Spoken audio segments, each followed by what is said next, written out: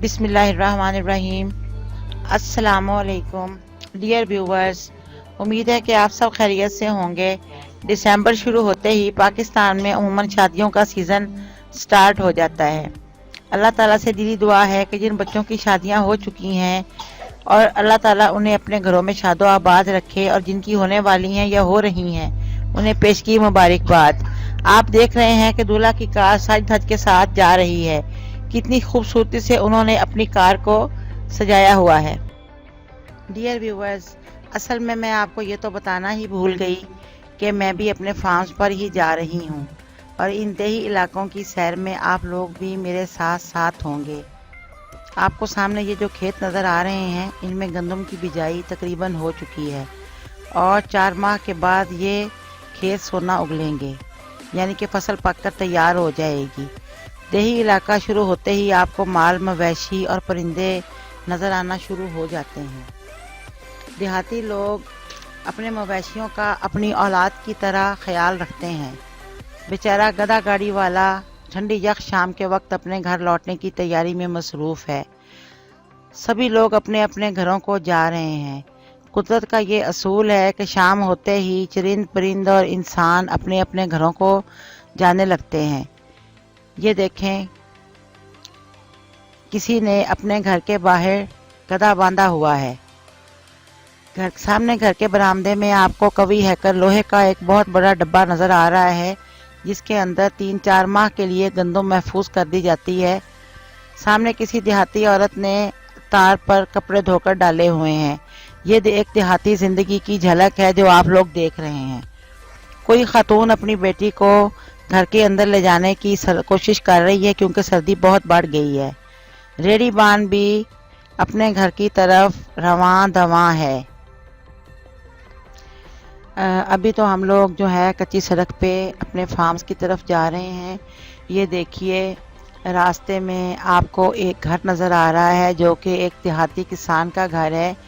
घर की हालत से ही अंदाज़ा होता है कि ये एक ऐसे इंसान का घर है जो कि ज़राअत के पेशे से मुंसलिक है। सामने ट्रैक्टर और हल नज़र आ रहे हैं और साथ ही जो है वो गायें भैंसें दरख्तों के नीचे बंधी हुई हैं।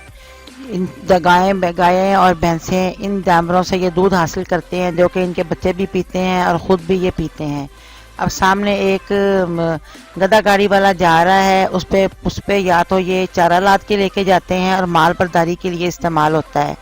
अब आपको एक किसान का घर में अंदर से दिखाती हूँ, एक देहाती आदमी का जो कि अपने मुख्तसर से सामान के साथ, मुख्तसर से फर्नीचर के साथ अल्लाह के दिए पे खुश है। 2-4 पाइयाँ, एक पानी वाला कूलर, एक आटे वाली टैंकी आपको सामने नज़र आ रही है और ये उसके घर के बाहर 2 अदद भैंसें बंधी हैं, एक बड़ी एक छोटी।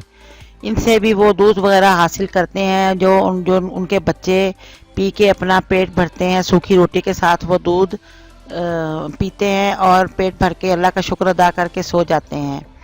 अब हम आगे चलते हैं। सामने आपको जो खेत नज़र आ रहे हैं, इनके अंदर गंदम की बिजाई हुई है और आगे अब हम फिर कच्ची सड़क पर रवां दवां हैं।